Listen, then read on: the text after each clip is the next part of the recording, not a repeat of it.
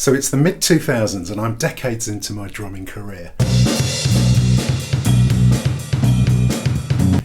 Playing shows, playing in the studio, even a bit of television and radio. And I'm really comfortable in my single kick world. Of course, there's always more to learn, but I had a solid foundation to build on, and every new chop, beat or technique gained was adding to my repertoire. I was definitely in my comfort zone, really happy with my playing.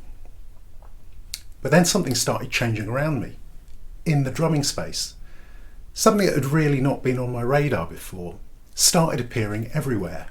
Double kicks. Around this time, double kick seemed to become a feature in a lot of contemporary rock music, and I started paying attention.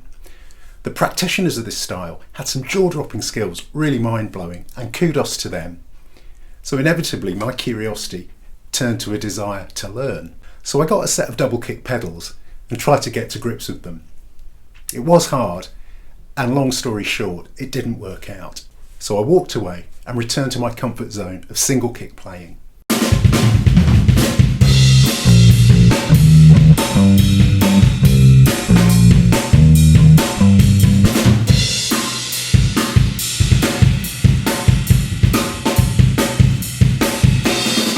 Don't get me wrong, I love playing single kick. It gives me enough expressive choices, groove, power, syncopation, dynamics. But why did my experiment with double kick leave me feeling so troubled? Well, looking back now, I realise that this experience of struggling to master the technique sent me right back to the beginning of my drumming journey. I felt uncoordinated, unable to articulate the sounds in my head, and I quickly became frustrated as it was so at odds with where I was at with the rest of my playing. So anyway, I boxed up the double pedal and returned to my comfort zone, my single kick world. And it stayed this way. I'm really happy with my repertoire as a single kick player. So lately I've been surprised to find that the urge to try once more with the double kick has crept up on me. But I am conflicted by the previous experience. So why would I want to do this? The speed is exciting. The power is exciting. It's hard work. You flamed out last time. The dynamics are intense. It's not even a major part of the music that you play. It's flashy. Well, that's not a reason. And what about all the training? Abdominals, core strength, calves? Well, that's a myth. Is it? Anyway, you're not a metal player. I don't have to be. It works really well in other types of music. It didn't go well last time. You're a single player. You're a single player. You don't have to do it. But I want to do it. To the studio.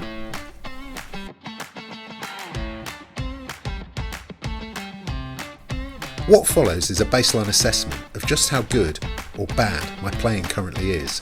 From this we'll work out how much of a journey I've got to go on to become a double kick player.